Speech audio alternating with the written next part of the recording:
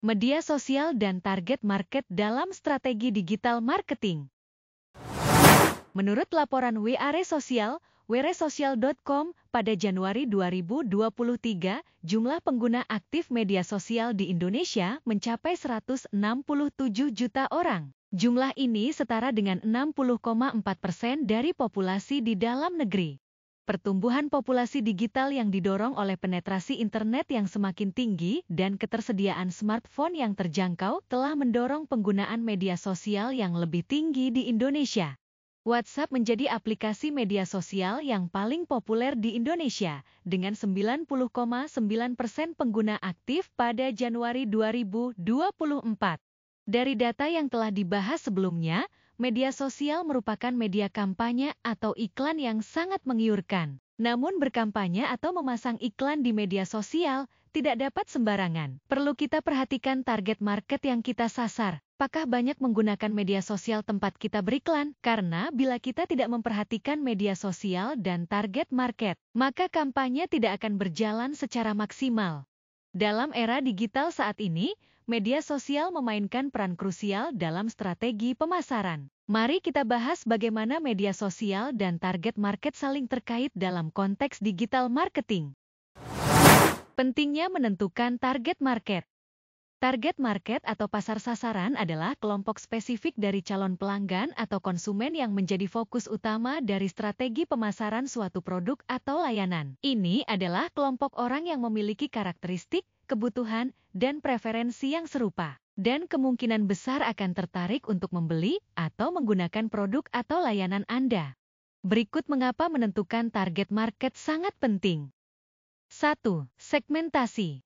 Dalam pemasaran, identifikasi target market sangat penting karena membantu perusahaan atau organisasi untuk lebih efektif dalam menyusun kampanye pemasaran, mengembangkan produk, dan menyusun pesan yang tepat. Dengan memahami siapa sasaran pasar Anda, perusahaan Anda dapat mengarahkan sumber daya dan upaya pemasaran yang lebih efisien untuk mencapai audiens yang paling potensial dan relevan.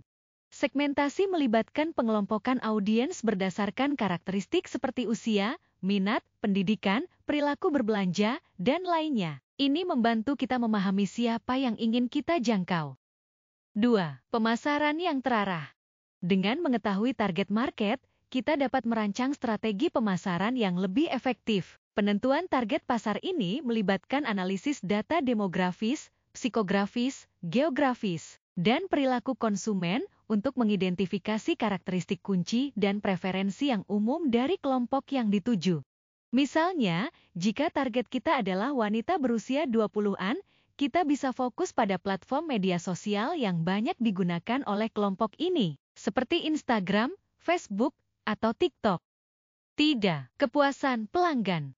Kepuasan pelanggan adalah ukuran sejauh mana pelanggan merasa puas dengan produk atau layanan yang mereka terima. Dengan memahami karakteristik konsumen, kita dapat menyediakan produk dan layanan yang sesuai dengan kebutuhan dan minat mereka. Tujuan digital marketing.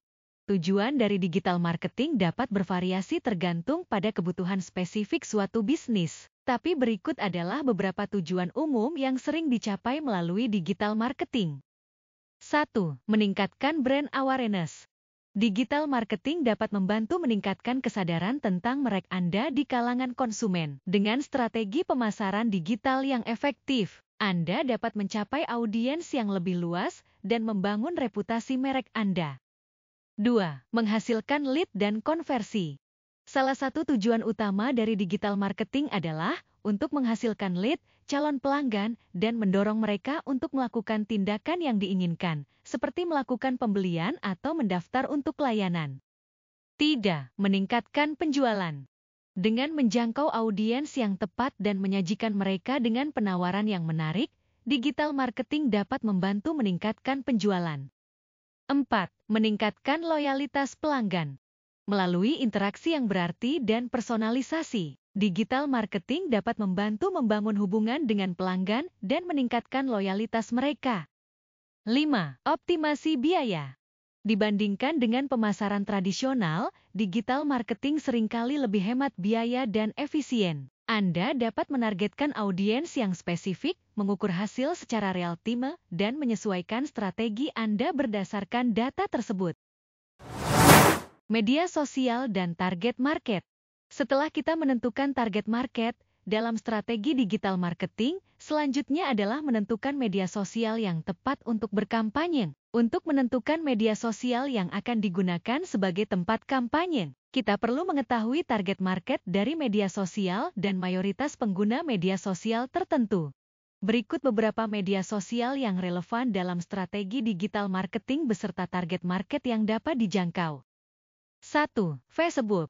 Facebook adalah situs layanan jejaring sosial di mana para penggunanya bisa membagikan foto, teks, status, link, atau kabar terbaru. Pengguna juga bisa memposting komentar, memberikan suka dan emoji pada postingan pengguna lainnya. Platform ini menjangkau berbagai kelompok usia dan minat. Anda dapat menargetkan berdasarkan demografi, minat, dan lokasi.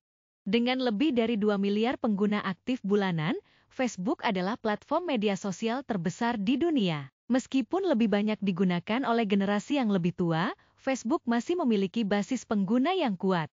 Anda dapat menggunakan iklan berbayar, postingan organik, dan grup untuk mempromosikan produk dan layanan Anda dengan target audiens yang sudah dewasa atau matang. 2. Instagram. Instagram atau IG adalah platform media sosial berbasis gambar dan video yang memungkinkan pengguna untuk berbagi momen dalam bentuk visual. Dengan fokus pada konten gambar yang menarik, Instagram menjadi tempat di mana pengguna dapat mengunggah foto dan video, memberikan pandangan unik terhadap kehidupan sehari-hari.